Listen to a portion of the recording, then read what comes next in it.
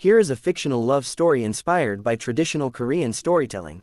The Blossom of Jeju, set on the picturesque island of Jeju, a place known for its volcanic landscapes and beautiful flowers. This is a tale of love, sacrifice, and destiny. The beginning of the journey. Sujin was a talented artist who had come to Jeju Island to escape the pressures of her life in Seoul. After the sudden passing of her parents, Sujin felt overwhelmed by grief and uncertainty, and she sought solace in the island's quiet beauty. She rented a small house near the cliffs and spent her days painting the vibrant sunsets and the wildflowers that dotted the landscape. One morning, while walking along the coast, she met Minho, a kind-hearted local fisherman. Minho, with his tanned skin and hands worn from years of working on the sea, had lived on the island his whole life.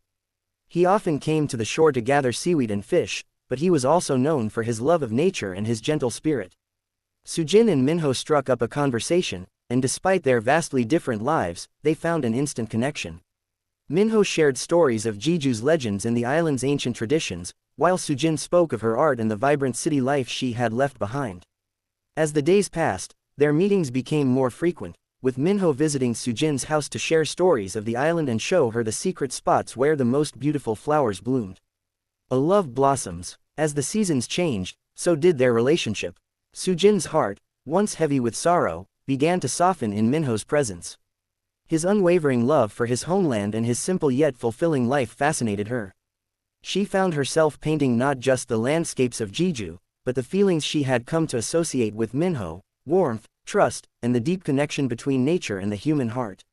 One evening, as the sun dipped below the horizon and the sky turned to hues of purple and gold, Minho took Sujin to a secluded part of the island known only to the oldest villagers. There, hidden away in a small valley, grew a grove of white camellias. It was said that the flowers only bloomed for those who were destined to be together, and Minho believed it was the perfect place to confess his love. With a gentle smile, Minho took Sujin's hand. "I know you came here to escape, but I hope you've found a reason to stay." Sujin's heart fluttered as she realized that, despite all her attempts to find peace in solitude, it was Minho who had become her peace. "And what if I wanted to stay?" Minho's eyes sparkled as he leaned in, whispering, "Then, I will wait for you to bloom, just like the camellias." A test of fate. However, as their love deepened, so did the complications that came with it. Sujin's life in Jeju was temporary, a retreat from the bustling city. And although she loved Minho, the reality of her career and family obligations in Seoul loomed over her. One day, Sujin received an offer from a renowned gallery in Seoul. The offer promised to make her a celebrated artist, but it required her to return to the city permanently. Torn between her love for Minho and her dreams of becoming a successful artist, Sujin felt lost. She didn't want to leave the island or Minho, but she also couldn't abandon her career. Minho, sensing her internal struggle, gently told her, "I know your heart is torn between two worlds. But remember, love is not about possession. It's about freedom. If your heart truly belongs to me, you will find a way to return." The choice. After much reflection, Sujin realized that she didn't have to choose between her art and Minho. She could embrace both, but only if she was willing to open her heart to the possibility of a life not confined to the boundaries of the city. Sujin made the difficult decision to pursue her art in Seoul, but she promised Minho that she would return to Jeju every year, to the grove of white camellias where they first confessed their love.